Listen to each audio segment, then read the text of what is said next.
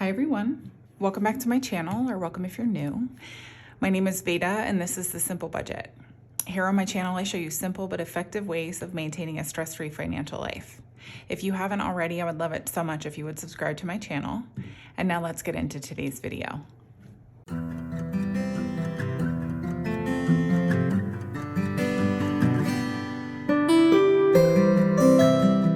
All right, well hello everyone and happy Tuesday. I just have to say, it is finally starting to cool down here a little bit in the DFW area, and it's beautiful. It went up to like 80 degrees today, but to me that is cool. I've got all my windows open, all my doors open. It is fantastic. I am absolutely loving it.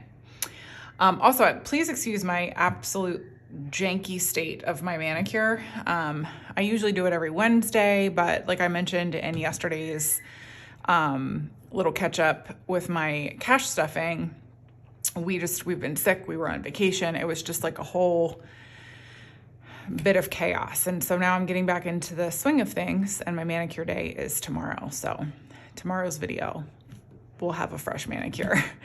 Anyways, that's not why you're here. Today's video is going to be my quarter three savings. No, I'm good. Goodness gracious. I forgot why I'm here. My quarter three emergency fund update. So just to give you a little bit of an intro to this, if you're new to my channel, so I'm sorry if you've been here for a while and you know what I'm about to say. It just is the way things go. I started my channel in January of 23. Yes, January of 2023 is when I started my channel. When we started, we had just under $60,000 of consumer debt. And my husband at that point had been listening to Dave Ramsey and sort of wanting to implement the Ramsey method of doing things, the baby steps. I will leave those linked for you if you are interested, if you've never heard of them before. But basically, in a very abridged version of what his baby steps are. Step one is to save a $1,000 emergency fund. Step two is to pay down all of your debt with the exception of your mortgage. Step three is to save an emergency fund. And that is the step that we are on right now. The recommendation is anywhere from 3 to 6 months. And the interpretation of that is also sort of up for debate, if you will. Some people will literally just save like a quarter of a year's salary if they do the 3 months, or a half of a year's salary if they do the 6 months. Mr. Simple and I have interpreted that to mean 6 months of our most basic necessities. So, because in my line of thinking, I'm not going to be like funding our entire lives as it stands right now if we were in some sort of catastrophic emergency, like my husband losing his job. He is the sole wage earner in our home. I do earn a little bit from my YouTube channel and from my Etsy shop, which is linked below, by the way. But by and large, if he loses his job, we're in big trouble.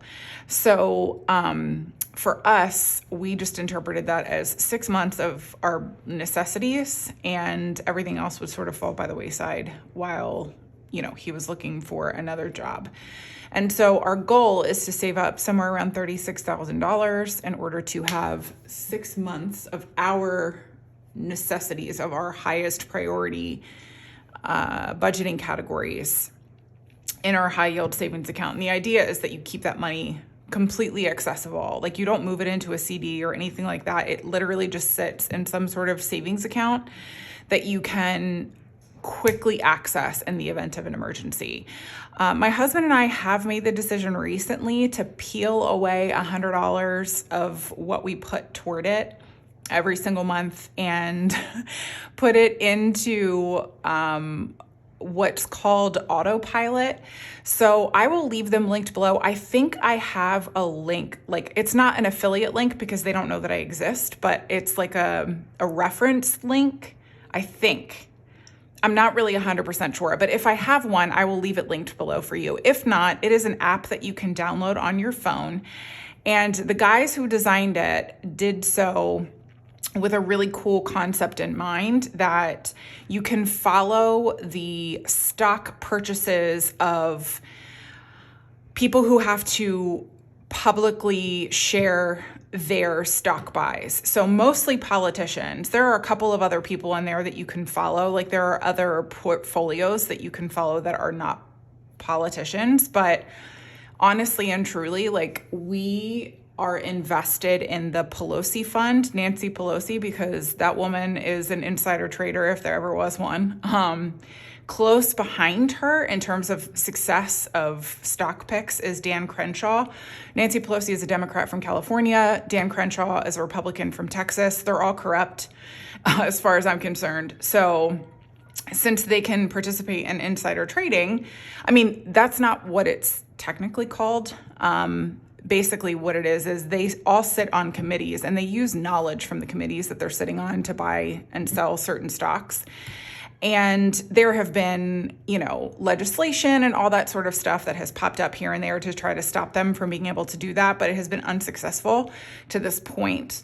And so these guys at Autopilot basically were like, well, if you can't beat them, join them. So now Autopilot, it has to be said, Autopilot is not an investment firm.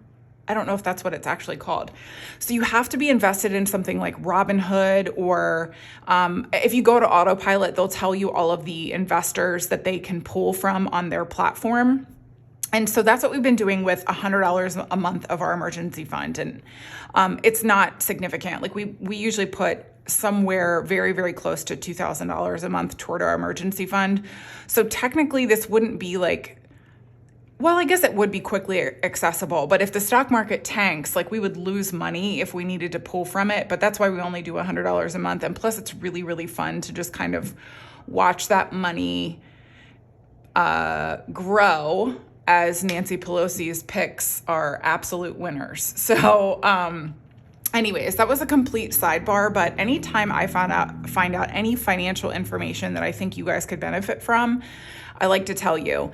I also just want to say, if you don't have spare change, like the stock market is risky. And so now, like if you are invested in like the S&P, this is not financial advice, by the way. I have absolutely zero, I'm at like a baseline understanding of financial advice in terms of investment and everything. But if, from what I understand, the S&P 500 is a pretty reliable, like it doubles your money like every 7 years or 10 years or something like that. Again, I don't know all of the information, but that is a safer investment platform. But this is like fun money for us. I realize that saving for your emergency fund, maybe you shouldn't be taking $100 a month and putting it towards something that's like fun or risky or whatever. But for us, this is just, we're really close to achieving our goal. And so this is just like a fun way for us to enjoy this process. And also anytime I can highlight the absolute corrupt nature of politicians, I love to take advantage of that opportunity and to benefit from her own. I say her own, like Nancy Pelosi is the only one. She's just the platform, the portfolio that we're invested in. But you can follow any politician that you want to on there. It's just, why not go with the most successful one? And she currently is the most successful one. So anyways, now that I have gotten that out of the way, I will just go into the progress that we have made over the last few months. So I'm going to take out one of these little dividers so I can hide my info on here, and then I'm going to zoom you guys in. Okay, there was no way to leave my fun little pumpkin candle in the frame, unfortunately, while I do this because we're so far down on the page, but it just is what it is. So where we left you in June, we had saved $24,503.60. So like I said, we feel like we're so close to our goal at this point of 36,000, that we feel like we can peel away $100 a month and put it toward the Pelosi fund. That's just what we call it. But yeah, we're getting there. By the way, also, if you can hear like yelling and playing in the background, I'm filming this in the evening actually, and my windows and doors are open, like I said at the beginning of the video. So the kids are outside and like playing with each other and screaming and yelling and acting out. So that you're going to hear the sound of children playing. So anyways, moving right along. So in July, Like I said, I think at some point, our goal is to usually put $2,000 a month toward this. This kind of comes off wonky because we just track when the money hits the account. Sometimes it doesn't, even though we've earmarked it and set it aside, it doesn't hit until like the following month or something like that. So this looks like we only put $1,038 toward it in the month of July, but that's just not what happened. And so we finished out the month of July with $25,541.88. It's just like the way that, like, sometimes if we invest or if we move the money over toward the end of the month, it won't hit until the beginning of the next month. And so we count that as the next month because that's when the money actually hit the account, and also when we were able to benefit from the oh my gosh, what's it called? Interest. So that's just how that works. In August, we put, why is it so low? We put $934.05. I swear I'm trying to figure out if we have an explanation for why we were under the 2,000 mark in July and August. And I can't remember. It's like, it's too far behind to like really remember why. Cause it looks like we didn't really hit our goals at all any of these months, except for January. We put 3,400 in there in January. I don't even know, you guys, honestly and truly, but, why did maybe we did something with, oh, do you know what? I wonder if we did something for vacation and that's why we didn't put the full 2,000 toward it. That could be why. There's a potential that that's why we did. Either way, we finished out the month of August with $26,475.93. And so we are still making progress. It's not as quick as we were able to pay down our debt, but I was also employed when we were paying down our debt because we took that really, really seriously. Not that having an emergency fund is not something that you want to take seriously, because you never know when an emergency is going to happen. Especially in our case, like Mr. Simple works for the government, and we are currently not receiving a paycheck because government employees don't get paid when there's a government shutdown. Very little gets funded. Some things get funded. Like every single politician who can't agree on a budget, they all get paid, but my husband does not get paid. So, call your congressman. Anyways, I'm just going to leave that there. I could rant and rave about this all day.